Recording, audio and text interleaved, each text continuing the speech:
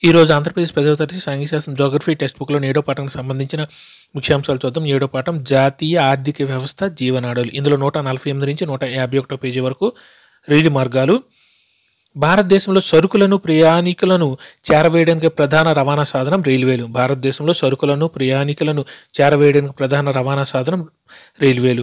ప్రజలు ఎక్కువ దూరాలకు వస్తువుల రవాణాతో పాటుగా వ్యాపారం, స్థల సందర్శన, తీర్థయాత్ర వంటి అనేక రకాల కార్యకలాపాలను నిర్వహించడానికి ఏ మార్గాలు వీలు కల్పిస్తాయి? రైలు మార్గాలు.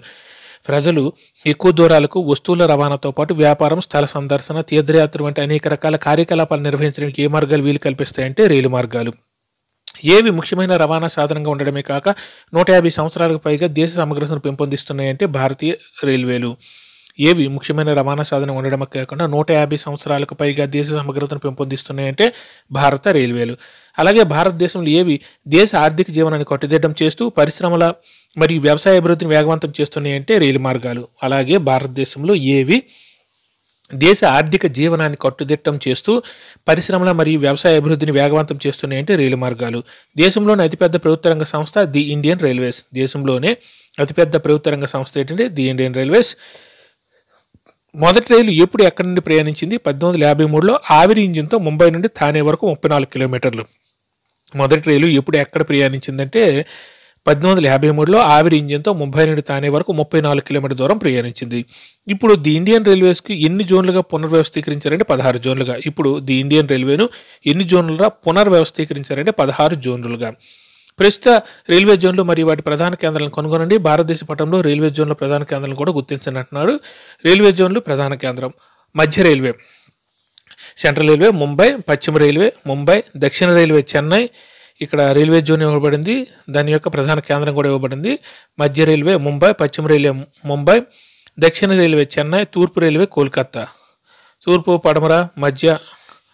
నెక్స్ట్ ఉత్తర రైల్వే ఢిల్లీ. మధ్య అయిపోయింది. తూర్పు, పడమర, ఉత్తర, దక్షిణ మొత్తం 4 దిక్కులు, ఒకటి మధ్య రైల్వే. మొత్తం టోటల్గా 5 అయ్యి చూడండి. మధ్య రైల్వే ముంబై, పశ్చిమ రైల్వే ముంబై, దక్షిణ రైల్వే చెన్నై, తూర్పు రైల్వే కోల్కతా, ఉత్తర రైల్వే ఢిల్లీ. మొత్తం 5 దాంట్లో తూర్పు, పడమర, ఉత్తర, దక్షిణ, మధ్య మొత్తం టోటల్గా 5 రైల్వే జోన్లు.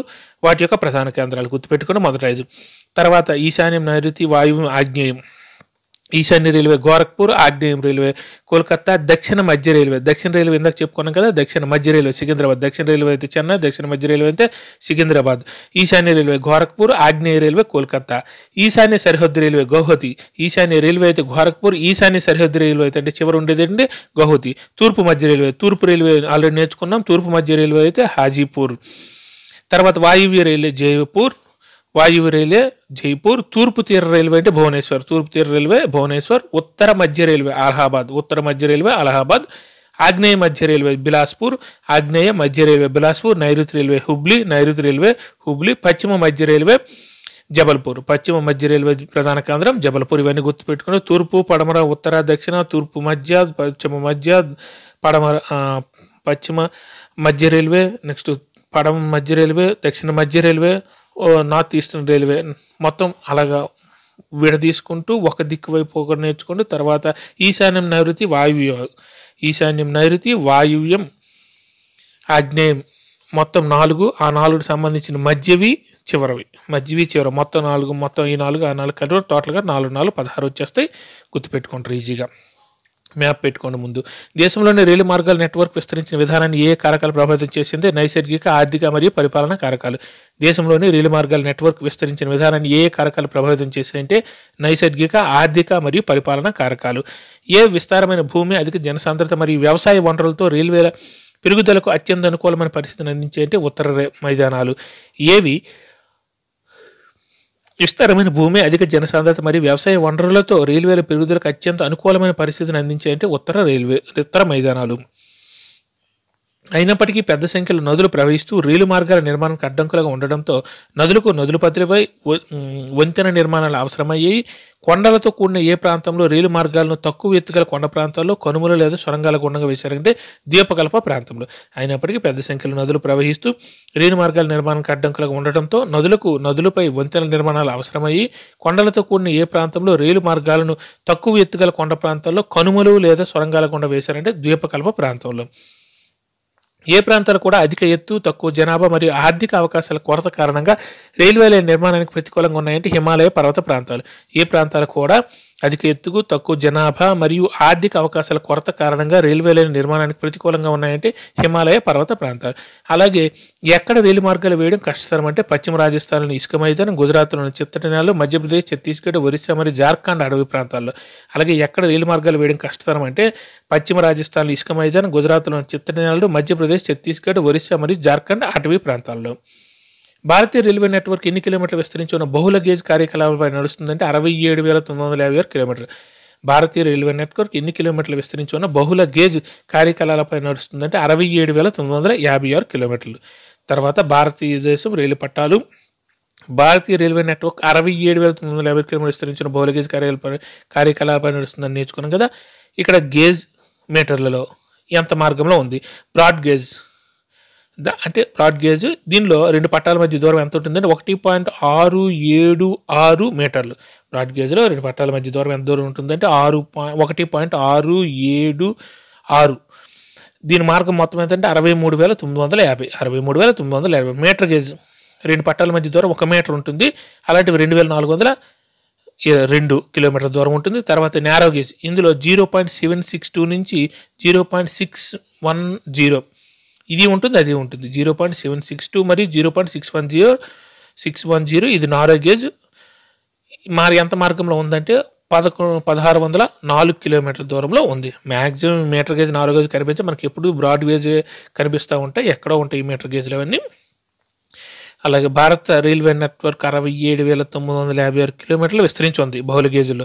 అందులో 63,950 బ్రాడ్ గేజ్. బ్రాడ్ గేజ్ అంటే రెండు పట్టాల మధ్య దూరం 1.676 మీటర్లు ఉంటుంది.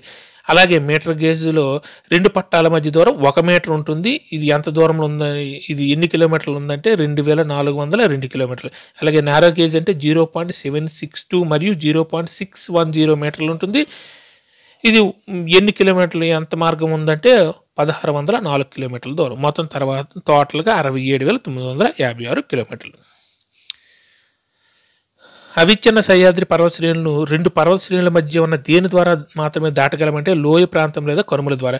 అవిచ్ఛిన్న సహ్యాద్రి పర్వత శ్రేణులను రెండు పర్వత శ్రేణుల మధ్య ఉన్న దేని ద్వారా మాత్రమే దాటగలమంటే లోయ ప్రాంతం లేదా కనుమల ద్వారా. ఇటీవల కాలంలో అభివృద్ధి చేసిన ఏ రైలు మార్గాలు భారతదేశంలో పశ్చిమ తీరం వెంట ఉన్న ఆర్థిక ప్రాముఖ్యత గల ప్రాంతాల్లోని ప్రయాణికులు మరియు సరుకుల రవాణాను సులభతరం చేశాయంటే కొంకణ్ రైలు మార్గాలు. ఇటీవల కాలంలో అభివృద్ధి చేసిన ఏ రైలు మార్గాలు భారతదేశంలో పశ్చిమ తీరం వెంట ఉన్న ఆర్థిక ప్రాముఖ్యత గల ప్రాంతాలను ప్రయాణికులు మరియు సరుకులు రవాణాను సులభతరం చేసిందని కొంకణ్ రైలు మార్గాలు. ఏది కొన్ని ప్రాంతాల్లో రైలు పట్టాలు మునిగిపోవడం, కొండ చర్యలు విరిగిపడటం వంటి అనేక సమస్యలను కూడా ఎదుర్కొంటున్నాయంటే కొంకణ్ రైలు మార్గాలు. ఏది కొన్ని ప్రాంతాల్లో రైలు పట్టాలు మునిగిపోవడం, కొండ చర్యలు విరిగిపడడం వంటి అనేక సమస్యలను కూడా ఎదుర్కొంటున్నాయంటే కొంకణ్ రైలు మార్గాలు. మన జాతీయ ఆర్థిక వ్యవస్థలు ఏ మార్గాలు అన్ని ఇతర రవాణా మార్గాల కంటే ముఖ్యమైనగా మారాయంటే రైలు మార్గాలు. మన జాతీయ ఆర్థిక వ్యవస్థలు ఏ మార్గాలు అన్ని ఇతర రవాణా మార్గాల కంటే ముఖ్యమైనగా మారాయంటే రైలు మార్గాలు. అయినప్పటికీ రైలు రవాణా కూడా కొన్ని సమస్యలు ఎదుర్కొంటుంది. అవి ఏంటంటే ఆ సమస్యలు చాలామంది ప్రయాణికులు టికెట్ లేకుండా ప్రయాణిస్తున్నారు. చాలామంది ప్రయాణికులు టికెట్ లేకుండా ప్రయాణిస్తారు, ఇప్పుడు కూడా ప్రయాణిస్తున్నారు. దొంగతనాలు, రైలు వ్యవస్థల నష్టం ఇంకా పూర్తిగా ఆగలేదు. ప్రజలు రైళ్లను ఆపడం, అనవసరంగా చీన్లు లాగడం వల్ల రైల్వే వ్యవస్థకు భారీ నష్టం వాటిల్లుతుంది. దొంగతనాలు, రైల్వే ఆస్తుల నష్టం ఇంకా పూర్తిగా ఆగలేదు. ప్రజలు రైళ్లను ఆపడం, అనవసరంగా చీన్లు లాగడం వల్ల రైల్వే వ్యవస్థకు భారీ నష్టం వాటిల్లుతుంది. తర్వాత పైప్ లైన్ లేదా గొట్టపు మార్గాలు. భారతదేశ రవాణా పటంలో ఏ రవాణా నెట్వర్క్ కొత్తగా చేరిందంటే పైప్ లైన్ రవాణా నెట్వర్క్. భారతదేశ రవాణా పటంలో ఏ రవాణా నెట్వర్క్ కొత్తగా చేరిందంటే పైప్ లైన్ రవాణా నెట్వర్క్. గతంలో వేటిని నగరాలకు, పరిశ్రమలకు వీటిని తరలించడానికి ఉపయోగించేవారంటే పైప్ లైన్. గతంలో వేటిని నగరాలకు, పరిశ్రమలకు నీటిని తరలించడానికి ఉపయోగించేవారంటే పైప్ లైన్లను. ఇప్పుడు గొట్టపు మార్గాల ద్వారా వేటిని రవాణా చేయడానికి ఉపయోగిస్తున్నారంటే ముడి చమురు, పెట్రోలియం ఉత్పత్తులు, సహజవాయువులను, చమురు మరియు సహజవాయువు క్షేత్రాల నుండి చమురు శుద్ధి కేంద్రాలకు, ఎరువుల కర్మాగారాలకు మరియు తాప విద్యుత్ కేంద్రాలకు రవాణా చేయడానికి.